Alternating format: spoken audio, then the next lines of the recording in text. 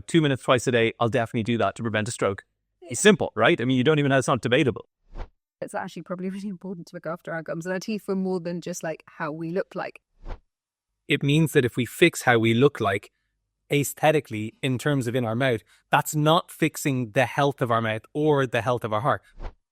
Fluoride is indicated in like cancers. It's indicated in like inhibited IQ. We've got an even more pernicious form of fluoride in our water than they have in American water. We use hexafluorosilicic acid, which is a low molecular weight form of fluoride that's really pernicious, that gets into all sorts of tissues, that penetrates through loads of different types of filtration systems.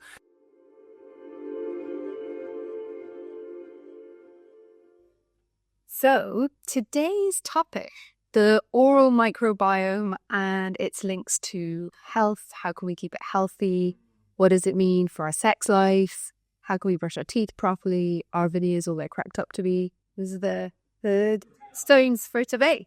So starting off, I think the most interesting thing that I learned over the last few years and that you know loads about is about this fascinating link between gum disease, sort of gingivitis, and heart health. Yeah. So your gums, as we know, everywhere inside our body has a microbiome that's unique to its own environment. So on our skin, in our nose, in our mouth, everywhere apart from basically our stomach, pretty much, which is like acid, nothing else. But there's become like a recent understanding of, you know, what the influence of that microbiome is outside of its immediate environment in terms of its influence on our immune system health, our nervous system and neurotransmitter function, inflammatory modulation, genetic health or ill health, you know, in terms of like switching genes on and off, this kind of notion. I think the really kind of like, you know, exciting / terrifying thing about that link between gum health and heart health is related to, so like an increasing amount of first epidemiological studies. So you've got correlation versus causation, and that's really important to establish because correlation is any sort of coincidence, as in like the incidence of heart disease in people who have gum disease. And the fact is that the incidence of heart disease and stroke and heart attack and major cardiovascular events is 2 to 3 times as high. So 200 to 300% more likely in people who have existing gum disease or periodontitis or whatever, gingivitis, those types of things.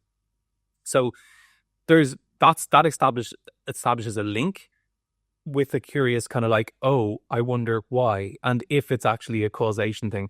But there's some understanding that there is causation there, i.e. that scientists have found the same bacteria that cause gum disease actually migrating to the heart itself. There's this huge, so we know in our mouth, right? If you cut your lip or you have a cut in your mouth, it bleeds for ages because there's a really rich supply of blood vessels. And it makes sense because you're like right on one of the major kind of routes directly from the heart, which is like inches below your mouth, actually.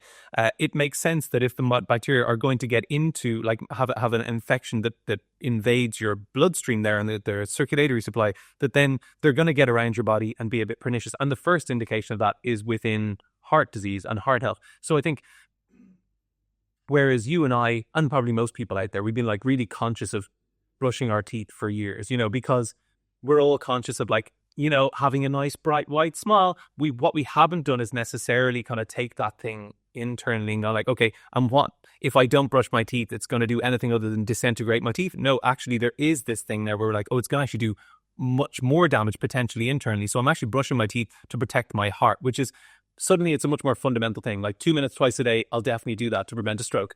Simple, right? I mean, it's not debatable, right? And it's actually interesting because I've known that fact about the gingivitis in the heart for ages. But I know when I was listening to you talk there, I was going like, and also, so there's the oral microbiome thing, but and also like your gums are your blood, right? And your blood is from your heart. Like, so of course, if there's bacteria that's getting right in there, we know people rub stuff on their gums to get into their system very quickly, right? Historically. What stuff do they do? You know, when people are using... It was Steve seen TV, I've seen Hollywood. One is her. People put them on their gums. They do it very quickly. I love the way you made yourself seem guilty of drug use there. Just to be clear, this is the least guilty drug use person that I've ever met. It's ridiculous. You're like, because I've heard, somewhere, guilt. So that makes sense as well, right? Yeah. Like, I mean, blood supply is going right there. It's really close. Heart is your whole blood supply, so you don't want bacteria getting into your blood. But it's actually interesting also from a yogic perspective, because in yoga we do this pose called simhasana, so a lion pose where we stick the tongue out. Oh yeah. And that's a sort of anger release. But it's also indicated in health of the pericardium, because pericardium, like that tissue, all the tissues and the structures and fascia around the heart are literally linked to the tongue. So we want to stretch our tongue. And even in reflexology, they talk about tongue pulling, wrapping a cloth around your tongue and pulling it out in order to release tension around the heart tissues to allow it to be easier. So there's a load of links and a load of disciplines. And what about, and this is a random one, but what about the Down syndrome thing with the swollen tongue and heart? They have heart issues often, don't they? But that's true. I don't know. I think a lot of the time when you see people with Down syndrome who have tongues that are quite swollen, and also they're quite cracked, and then they can have that thing, what's it called? I want to say that. Geographical. Exactly, geographical tongue. You're like atlas. It's often because they have this tendency to have their tongue sticking out of their mouth. So the tongue is hanging out of the mouth. It's getting very dry. It's cracking. The microbiome there isn't working as well. And also, people with Down syndrome often are born with heart defects. Yeah. Okay. So it's no, I don't know it necessarily. Okay, but it's another interesting correlation. Yeah. Okay. So. Yeah. So that's fascinating. So that sort of gives us an indication of like, well, it's actually probably really important to look after our gums and our teeth for more than just like how we look like.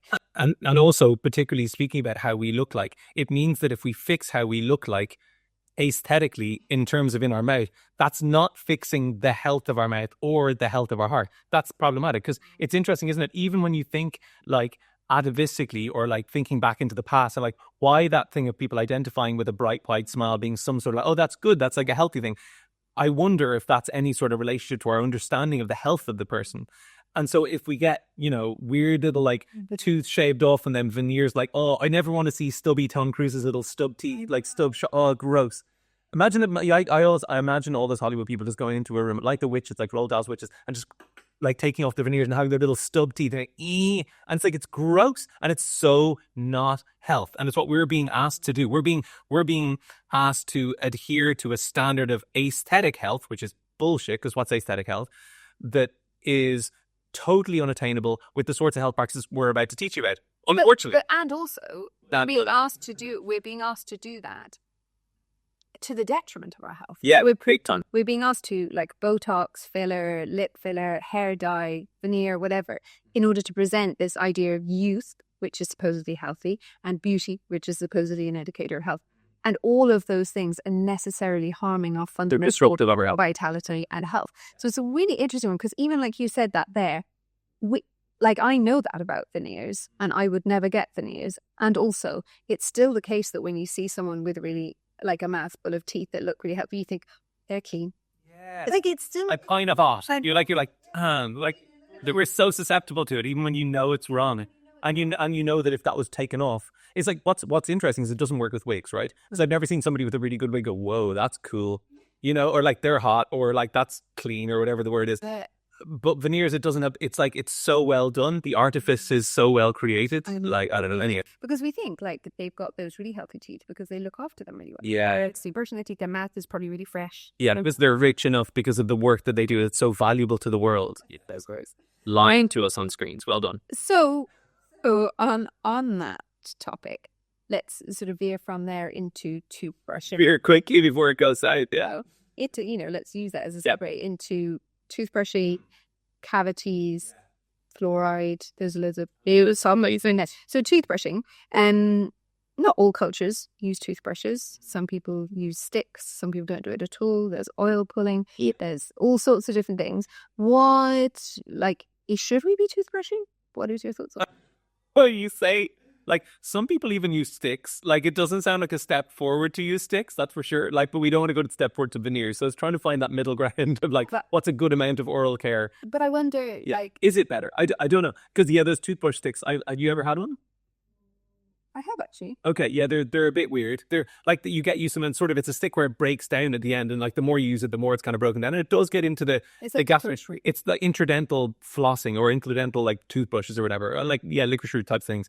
So I think it makes sense at some level. Personally, I think there's some advancements like modern medicine. They've done some great things. Toothbrushes, I likes me as you do some sort of electric toothbrush. Yeah. I'm adhering to like 2 minutes twice a day. I'm also quite specific about how I brush my teeth and like where I brush them and where I spend time in terms of my teeth. I spend way more time at the back and the molars than I do on the front bits. People tell me I have a great white smile, but it's not because I do a lot of brushing over here. So white, your teeth. It's actually insane. I mean, they're not It's not that fun to host a podcast with you, I have to say, because I think that my teeth are like medium white. They're not like super white and they're not like super yellow. But being beside you, I just spent a lot of time thinking that I want to just relax my upper teeth so that I don't show my upper lip, so that I don't show my teeth, because they're so white. It looks like you've teeth whitened them, and I can vouch for the fact that you have not teeth whitened them, but they are teeth whitened white. Wow. What is that about? I don't know. I guess some of it's genetic. Some of it's like I remember when I was very young, my sister being very good at brushing her teeth and me not being good at brushing my teeth. When I had like the milk teeth and stuff, I think I at that point developed a fairly ingrained habit to keep up with the Joneses and do it properly. And so she always brushed her teeth really hard. I remember seeing my sister's toothbrush like flattened out from from how. And this is really exposing her, isn't it? I don't know. Do you do this anymore, Kate? You tell us. Message in, DM, comment. Also like and subscribe. And so at that point I was like, I'm going to do this. But I also, at some level, I forgotten this until this moment. At some level, I knew that was too hard. It didn't look right or feel right. Now, my parents would inspect our toothbrushes to see that mine was just staying perfectly straight and hers were flattened to like somebody with like bad flat hair. Like my hair used to be when I had it. Exactly. Like wiped it out. And so, yeah, like so with my toothbrush, I'm conscious of the pressure I use. I'm really conscious of like how like furiously I'll brush. I try to be really conscious while I'm brushing my teeth. I don't really do other things at the same time. I'm like going into the bits where I'm going into. And also there's a big thing around how you brush: up, down, circles, horizontal. I was always told in Ireland that we're taught circles, never up and down, and not horizontal isn't effective. If you go to Sweden, I think it is, all the dentists go like up, down. You have to go up, down. It won't encourage receding gums because receding gums is a big concern, obviously. But actually what it does is it brings circulation to the gums, which kind of makes sense. Like I'm into that idea. It's like, you press your hand really hard and it'll go white for a second, and afterwards you'll get a load of warmth because a load of circulation will come back. But when we went to the holistic dentist, she said that one of the issues with my teeth was that my lymphatic system around my teeth wasn't as good as it should be, so there wasn't that kind of flushing away that was happening. Oh, interesting. And so she made me buy a really baby toothbrush, like a baby's toothbrush, and use that after. The one that fits in the end of your finger? No. Well, like a normal one, but softest bristle. And then brush my gums afterwards, always, to encourage that circulation and that lymphatic drainage. So a difference? Do you notice a difference? Yeah, definitely. I mean, it changes completely the colour of your gums. Like they start becoming a nice, lovely, bright pink colour, which is interesting. So that kind of goes against the don't brush up into exactly as well. I think so. I mean, like, I think receding gums is much more a sign of other ill health things and maybe a lack of chewing, maybe too much like astringents, like too much caffeine, alcohol, smoking. Maybe those things would contribute to it, and lots of other genetic things I'm sure going on. Okay, so toothbrushing, cavities. Yeah. We've always been taught, like, you get a filling because you've got a cavity, you've got a hole, and that's because you had too much sugar, you didn't brush your teeth enough, and then it's caused this hole, and nothing you can do about it. You've got to drill it out and fill it up. And, maybe nowadays people are kind of less of the mercury, lead type, silvery fillings, try and get an amalgam on, whatever. But a lot of the dentistry now that we're following, all of the holistic dentistry, especially stuff coming out of the States, which is really progressive, is actually saying, no, there's a mineralization issue here. And in fact, you can remineralize those cavities, as in you can re-heal them by providing your body with the right things like good collagen, good minerals, etc. And then actually you should really interfere much less with your teeth than modern dentistry is doing. Thoughts on that? Well, it feels a bit like the post-viral fatigue and the IBS of our day, where 20 years ago, doctors would roll their eyes and scoff at you if you said you were suffering from post-viral fatigue or chronic fatigue syndrome. They're like, oh, just get up out of bed and get into work, you lazy bones. Or they'd say, you know, around your IBS, you're like, oh, you're making it all up in your head. It's psychosomatic, whatever. It feels like the same type of, I don't know, gaslighting type of thing, I guess, where, you know, the dentists, we're all interventionists at some level as humans, I suppose, and knowing the steps towards when to intervene, like we tend to intervene way too late and way too much, as opposed to nice and early and not too much. You know, the proactive preventative healthcare program is always the right way. Yeah. So when it comes to types of toothpaste, like there is remineralizing toothpaste, which I heard about it lots of years ago, and I was like, oh, what's this stuff? The Americans all talk about remineralizing toothpaste and hydroxyapatite and stuff. And then finally this year we got hold of a really good quality German one, which also has like activated charcoal, which also binds stuff from your teeth and helps to purify and improve the quality of the microbiome and your breath, and also whitens teeth. Wow, all the magic. But hydroxyapatite, yeah, has been shown to like significantly reduce dental caries. It's something like, is it like, there's a study of children with hydroxyapatite toothpaste, and I think it was something like 84% of the kids had a reduction in dental caries when they used hydroxyapatite for over a period of something like 9 months or 12 months. It's bonkers works. Like, it really works. We were always, it was the same with brain cells. Remember we were told, like, if you get drunk and you have a hangover, that's your brain cells, they've died. Yeah. That they can't grow back. And now we know that's not true. There's all these sorts of things around. A lot of tissue we were taught about in our brains either wasn't metabolic, like our bone, like it's dead tissue, or our hair, it's dead tissue. But like, we're understanding more and more that actually there's subtle things happening, and there's also subtle influences that can play a big part in terms of how we engage with our physiology and our biology, that can actually encourage those things that seem dead because they're so slow growing, like a tree, but also they can actually change over time. Yeah, it's fascinating. I mean, and it makes total sense though, because we think about like what grows our bones, what grows our hair and skin and nails. And if we're just looking at like that triage effect of, oh, there's a problem, okay, cut it out. We never actually go, well, hang on, why is that happening? And then let's look at the fundamental thing. Because when I moved here to Ireland, which leads us on to our next point nicely, I was 21. And up to that point, I had never had any fillings or dental work at all. Zero. I used to go to the dentist and feel very smug. And people used to talk about this fear of the dentist. And I'd be like, what a weird feeling. You go there and they go, your teeth are perfect. And you go, thanks so much. And you get a sticker and you leave. That was my experience. Yeah. And then I came here and lived here for about 3 years, and it was my first time kind of really living without my parents, so I wasn't going to the dentist every 6 months, because who did that when they were 21? I didn't even know to have a dentist. Do you know what I mean? It was like someone made this appointment at some point. I didn't.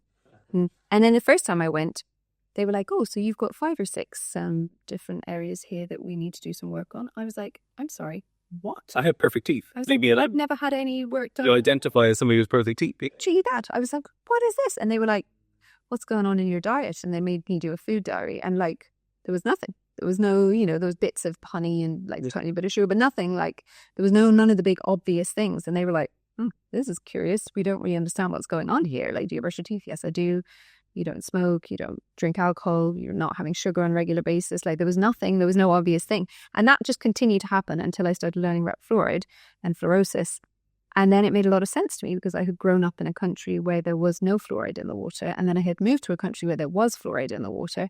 And suddenly I was getting cavities. Well, we're told the opposite happens. We've always been told fluoride in your water, fluoride in your toothpaste is fine. But suddenly the opposite had happened. And I started reading about it, and I read about the Girl Against Fluoride.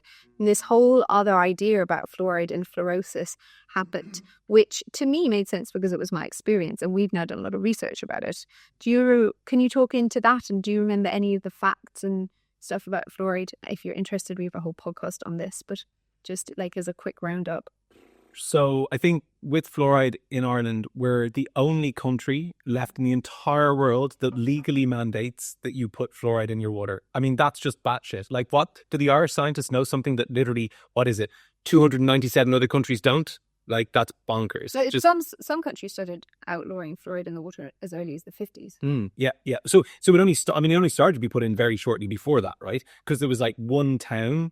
Like, ridiculous. Like, for this to become like a national plan sounds insane. If you were to write this down as like a hypothesis for a movie, people would go, nah, nobody ever believe it. But like, one town had like a lack of cavities they looked at the water. The water happened to be high in fluoride. That also wasn't added fluoride. It was fluoride that was naturally occurring. And they saw, okay, well, let's try putting fluoride into everyone else's water. And so they did. And it never really showed that it was having any benefit whatsoever. But there's still studies. There were studies from China as well. I think they showed, again, higher fluoride areas had less dental cavities, whatever. They persisted with it. And in Ireland, we got wind of it in the 60s, I think 64, 65, and we started a national fluoridation program. And when our government implemented the national fluoridation program, they were supposed to, at that moment, do a safety analysis, do like a hazard check to make sure that this novel thing that we were putting into everyone's drinking water, that it was going to be as safe as we thought. So that would be like a long-range study that looked at health effects from the populations that were then being given the fluoride, looking at like, other published research on it from other countries. That was never done. Never. So every single government since has reneged on that promise, because our government, and they're still supposed to, and I'd love to hold them to account on that now. They should still be doing, now we should be doing a hazard analysis to see what is the cost benefit of this thing. And I think the benefits are like nil. So fluoride in contact with teeth, some studies have shown that fluoride can reduce dental caries when it's put in contact with teeth.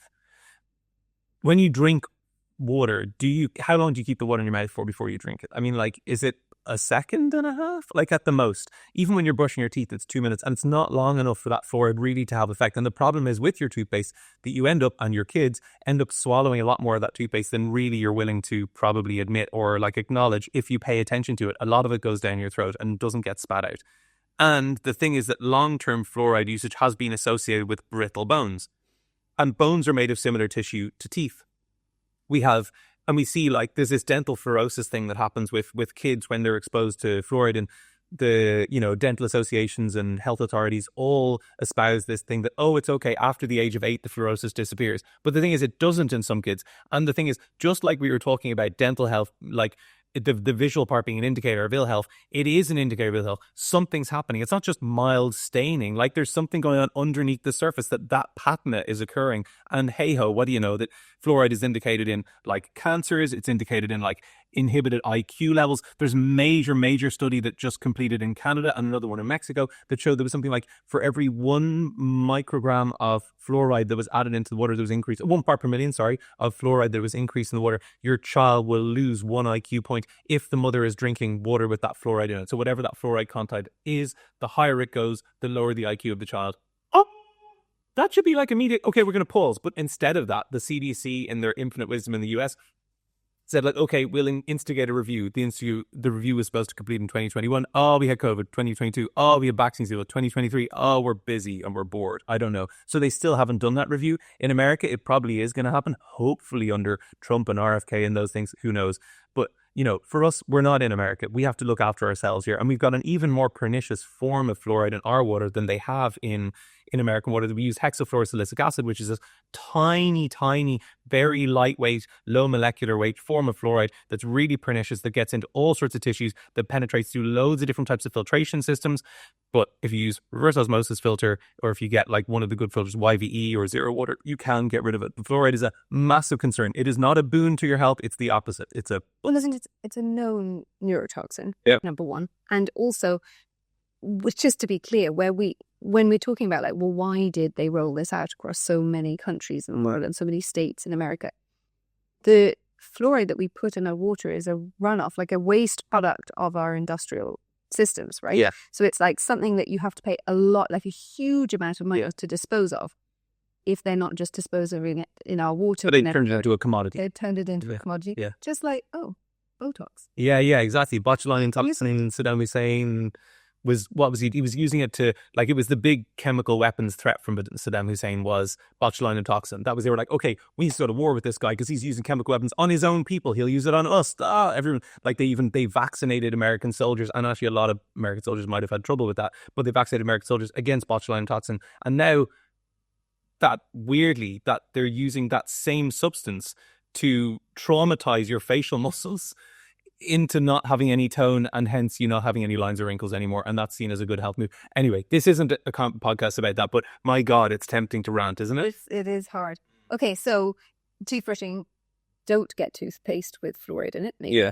Trying to get Maybe don't. We're not making any claims. Try to get a really good water filtration system, ideally one that's put under your sink so that it really gets in there properly. And use hydroxyapatite toothpaste. Big time. That you can get in your shop, which is great. So the oral microbiome, you talked about this earlier. It's really important to keep your oral microbiome really healthy, just like all the different microbiomes in our body. But just like all of those different microbiomes, it's a really sensitive thing, right? It can be thrown off really easy. And there's loads of different ways that it can get thrown off. And if it is thrown off, there's loads of consequences from that. Yeah. One of the things that we are often told by dentists is, and, adverts, is if we want to have a partner that we want to kiss and we want to have fresh breath, we need to use mouthwash.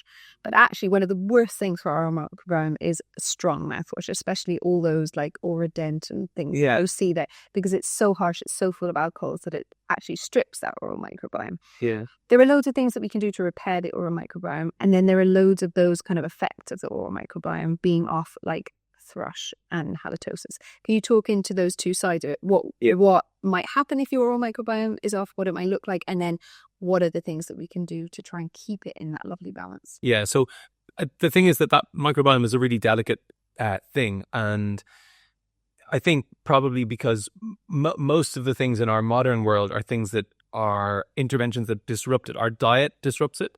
Could we have either things that are too high a pH or too low a pH, i.e. too acidic or too alkaline.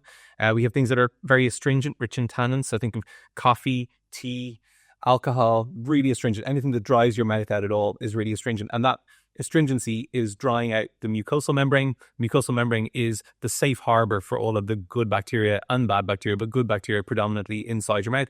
You'll often notice people who get a sore throat will often get it after having a dry mouth, whether that's from stress or from being on planes with air that's being dried out artificially. All those sorts of things, they contribute. And often people get sick then as a result of that, because that mucosal membrane, like I said, is housing the microbiome, and the microbiome is doing its own defensive work at preventing infection from the sort of bacteria that cause gingivitis, like we've spoken about, and also from the sorts of yeasts that cause thrush, that horrible thing that can really degrade the surface of your tongue and your entire mouth and leave it feeling really raw. You get that coating on your tongue. It's a really unpleasant thing to deal with. And a corrective, I suppose, for any of those things. And mouth ulcers as well, right? Mouth ulcers, of course. Yes, mouth ulcers are interesting because the ulcers are a bit like stomach ulcers. It's which came first, the bacterial infection or the ulcer? But you're always going to get the two alongside each other because you have a disruption in the microbiome, which leads to ulceration in the tissue below it because it's not supposed to be exposed to the air. So your body protects itself. So it has very vulnerable, soft, pliable, elastic tissue underneath that's very porous. And so what it does is it ulcerates that tissue in order to prevent it from being exposed to the air, which is very dangerous for it. And then as a result of that, the mucosal barrier can't heal over the top, and bacteria, hey-ho, can infect that area. And so that's we end up with ulcers. People nearly always get mouth ulcers when they're stressed or tired, and that's a real indication because you have a disruption there. I mean, everyone's got susceptible areas, but if you have little red flags like mouth ulcers, it's a really important thing for you particularly to know that, okay, your oral health, your microbiome in your mouth needs extra looking after. And things like we're talking about, the sorts of brushing your teeth, avoiding excess sugar, which feeds the sorts of bacteria and yeasts that cause thrush, gingivitis, etc. And mouth ulcers will aggravate mouth ulcers. You could if you've made a mouth rinse with using liquid zinc and xylitol, that's a fantastic way to deal with and heal little mouth ulcers and kill the infections that are causing them. Likewise, using sage or thyme as a tea and making mouth rinse from that. Or the ultimate thing, which is oil pulling. Is that what you're about to say? No, I was actually going to say what you taught me, which really has saved me, because me and my son both are prone to mouth ulcers, is soaking flax seeds. Oh, yeah. And that's such a good one because it's really cheap. Most people have linseed or flax seeds in a cupboard as well. So if it's you suddenly get a mouth ulcer and you don't have time to go buy your zinc or you don't have it in your cupboard, that's an amazing one. It really works so quickly using it as a mouthwash to just take the pain away and bring down the inflammation. Yeah. So they're rich in these what's called lignin antioxidants, part of the fiber constituent that when you soak linseed or you soak chia seed, those sorts of things, they have lots of these kind of like mucilaginous properties, and there's lots of beneficial elements inside that kind of mucilage. So yeah, just making a mouth rinse, making a tea from it, ideally brewing it when it's hot, so that you can kind of speed up the process of extraction of that kind of mucilaginous jelly-like fiber. And then yeah, using a mouth rinse, that's a great tip. Yeah.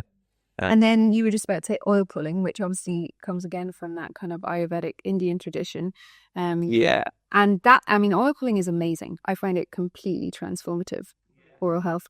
For even things like, you know, because I do flossing, I find that if I'm doing oil pulling, I'm finding almost nothing. That's interesting compared to when I'm not doing oil pulling. And you can just feel, everything just feels so much. Does it feel super fresh? So much better. Yeah. So like, what oil you use? What oil do you use? Coconut oil. Yeah. Yeah. So like, I think traditionally it was like sesame oil or whatever. Sesame oil is used a lot in Ayurvedic culture as a purifying healing oil because it draws heat. Like with oil pulling, the idea is that you're using the fats in contact with your gums. You're swilling around your mouth for actually ideally 10 minutes or until that oil is fully emulsified. But even if you start with 2 to 3 minutes, it's better than nothing. And yeah, so what will happen is you'll fully emulsify that oil, and that oil, that fat, with the contact with your gums, is pulling impurities and toxins from the gums.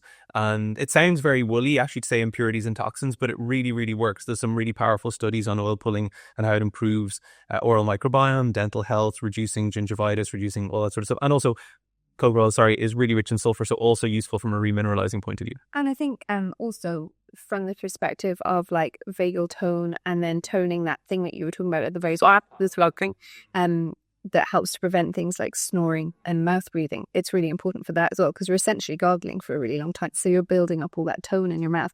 It's really good for your sinuses as well, because it's rocking that upper palate just underneath the sphenoid bone. So it's creating that rocking action there that's doing that kind of lymphatic drainage, essentially. That's where your sinuses as well. So you're pulling that mucus the way that it would be. That's super smart. Yeah, oil pulling is a really revolutionary thing, and it's so simple. It's like it existed, that and tongue scraping we'll get on to next maybe, both existed for more than centuries. We're talking about millennia, long before toothbrushes were ever considered, and it managed to support people's kind of dental health in a way that's, liberating, empowering. Like, it means you're not having to rely on a dentist once things go wrong. You're like doing this thing on a daily basis. And honestly, I don't do it every day, but I do it maybe, I don't know, like 10 times a month, I'd say, realistically. Like on average, sometimes I'll go at it for a week or two at a time. And I usually do it so I think you're supposed to do it first thing in the morning before I even brush your teeth. But the way my life works, I tend to cycle into work. And what I'll often do is I'll oil pull all the way into work, which is fun. And then like somebody will see me gobbing it out into a drain on the side of Rathamothin's bros. You're agreeing, you're just up. Yeah, literally. I can't shout at people. I can't have conversations. They're just like, Finn, how's it going? That's nice. Yeah, it's kind of cool actually. It's good, keeps you very internalized.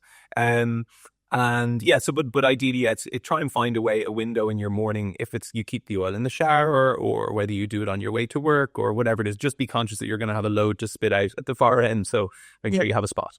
And tongue scraping, we just touched on that. Yeah, that's another thing. I remember when we were doing this show in Christmas, and we were selling copper tongue scrapers, and I said to the first person who we were selling it to, like, seriously, tongue scraping changed my life. And then we looked down at the packet that we were selling it off that had this beautiful branding, and it says, tongue scraping will change your life. I didn't even know that it said that, but it's so true. It feels so different. Like that coating on your tongue that maybe lots of people who have like very white coated tongues will know all about it, but some people they're not even aware that there's a coating on the tongue. But of course it makes sense. We're brushing our gums. We talked about brushing our teeth. Of course we need to brush our tongue as well. Like, exactly. That's where we taste everything. And if we're going to be kissing our partner first thing in the morning, everyone's there like, oh shit, have I got morning breath?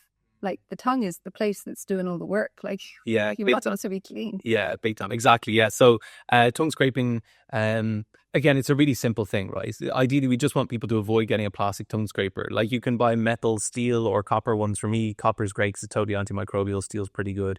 But yeah, like it only takes what 30 seconds, a minute max, and you get used to it. It's a bit weird the first time you do it. It's a bit gaggish because you're putting this thing very close to the back of your throat.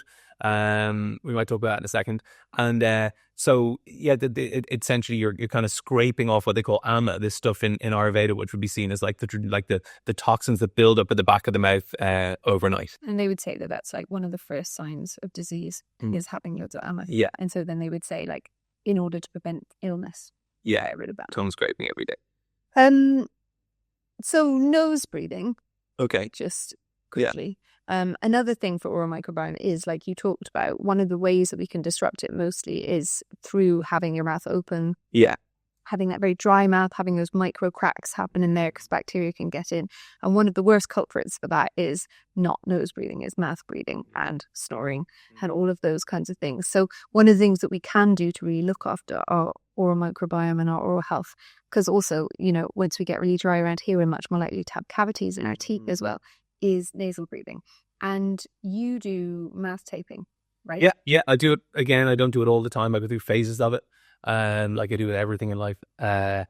The mouth taping thing it's controversial, I think. I think the first time I said it to customers in my store who could have benefited from it, partners where the husband was really snoring a lot. And one of the first things it does is it clears up snoring, because your body largely, now people can snore through their nose. Actually, I won't say it, no, one of my close family members, they have a husband who snores through their nose. And I have a very strong instinct to open my mouth and snore as well. So what most people will put a little tiny strip of this tape over the center of their mouth. This is like top lip and bottom lip, fixing that together, and that's loads. Like a Hitler moustache, but moved down. And then for me, I have to use a thing called hostage tape, or I have to use like a big load of tape all the way across the lips, because I will open my mouth on either side of that little tape, baby. You better believe it. Middle and end.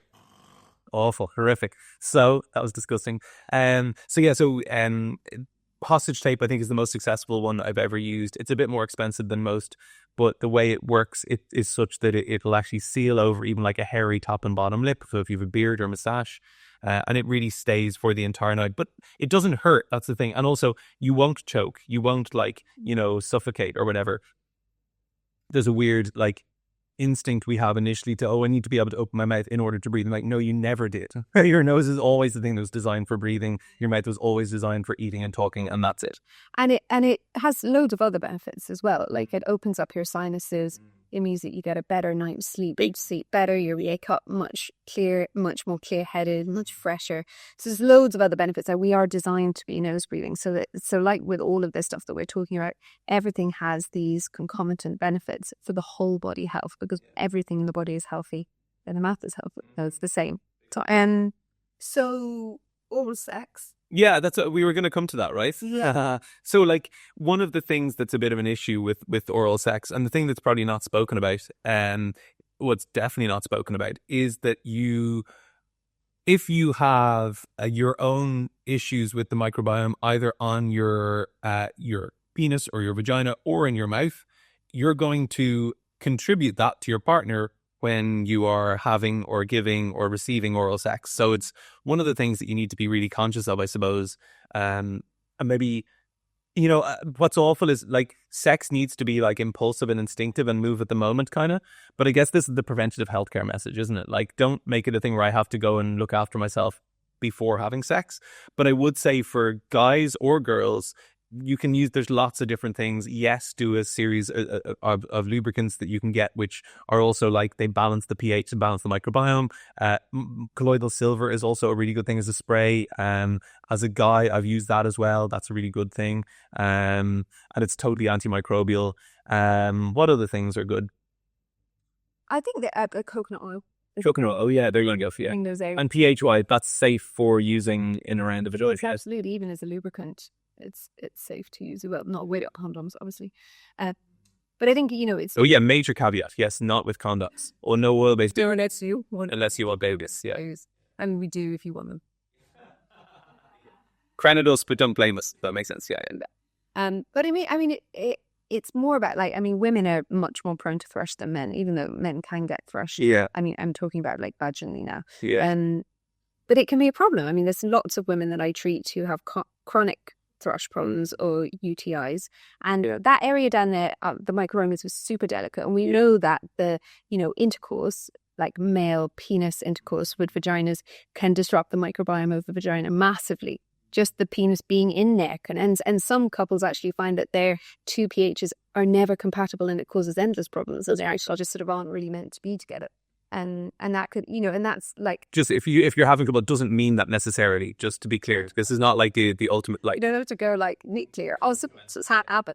So the fact of the matter is, we want to really not use like really harsh soaps down there. That's really important. We also need to keep them clean. Like, both of those things need to happen. But if you have got a partner who's having constant thrush, both partners need to be looking after themselves in order to prevent those things, because once that microbiome is damaged in some kind of a way or impaired in some kind of a way, any tiny bits of bacteria, like if you haven't brushed your teeth before you're doing oral sex, or or having sex, if you haven't cleaned down there, that person is going to be much more vulnerable at that time. And then once everything's back in balance, everything can be a little bit better.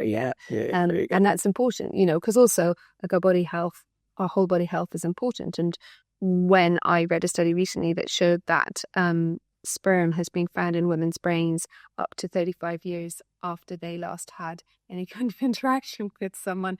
That's kind of 35 years. Yeah, it's kind of a fascinating thing. Makes you sperm, like the DNA from the sperm. We're not talking about sperm. No, the DNA from the sperm. Okay, yeah. So that's it's worth thinking about that when you're interacting with them. How is that even? That's amazing. I know, isn't it amazing? So you really want to think about who you're choosing to have your interactions with. Amazing. There we go. That's on Michelle. That's the end. That's everything about oral. Literally everything oral. Okay, I hope you enjoyed that. If you, whether you've enjoyed it or not, we want to hear your comments below. Please like and subscribe to the channel, and follow us for more content that's going to give you great health information, going to really empower you to help you and your family to have an amazing, healthy 2025, gleaming white teeth and everything else on the inside and out. Bye.